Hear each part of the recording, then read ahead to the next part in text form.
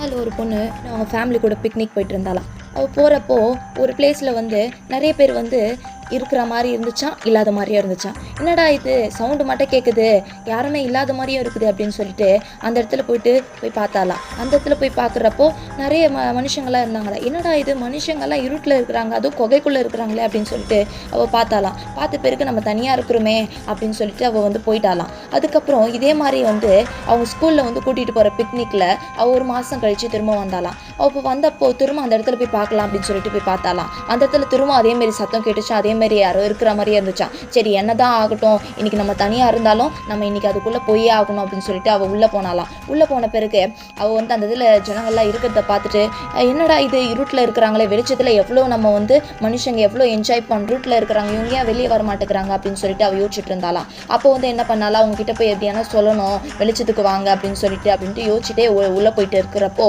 அவள் என்ன பண்ணாலாம், அவங்க கிட்ட போய் சொன்னாலாம். அவங்க கிட்ட சொன்ன பிறகு அவங்களாம் என்ன பண்ணாங்களாம், நாங்கள்லாம் வெளிச்சத்துக்கு வர மாட்டோம், நாங்கள் இங்கே தான் இருப்போம், எங்களுக்கு இங்கே தான் கம்ஃபர்டபுளாக இருக்குது அப்படின்னு சொல்லிட்டு இருந்தாங்களாம். அவங்க சொல்லிட்டு இருக்கிறப்போ இவன் என்ன பண்ணாலாம், ஒரே ஒரு வாட்டி வெளிச்சத்தை எப்படி இருக்குதுன்னு பாருங்க, அதுக்கப்புறம் நானே கொண்டு உங்களை விட்டுடுறேன் இந்த ரூட்லேயே. அவங்க டிஸ்கஸ் பண்ணி அந்த கூட்டத்தில் இருக்கிறவங்க டிஸ்கஸ் பண்ணி ஒருத்தவங்களை மட்டும் வெளியே அனுப்புனாங்களாம். அந்த ரூட்லேருந்து வெளியே பார்த்தப்போ அங்கே இருக்கிற ஜனங்கள்லாம் பார்த்தோன்னே எல்லோரும் ஹாப்பியாக இருக்கிறாங்களே, நம்மள மாதிரி தானே இவங்கன்னா எல்லோரும் இருக்கிறாங்க, அவங்களாம் எவ்வளோ ஜாலியாக இருக்கிறாங்க, நம்ம ஏன் இத்தனை நாளாக இருட்டில் இருந்தோம் அப்படின்னு சொல்லிட்டு அவளே யோசிச்சு. அதுக்கப்புறம் அதுதாங்க பைபிளில் கூட இது ஒரு வசனம் இருக்குங்க, இருளில் உள்ள ஜனங்கள் பெரிய வெளிச்சத்தை கண்டார்கள் போல அவங்க பெரிய வெளிச்சத்தை அந்த ஜனங்கள் கண்டார்கள்.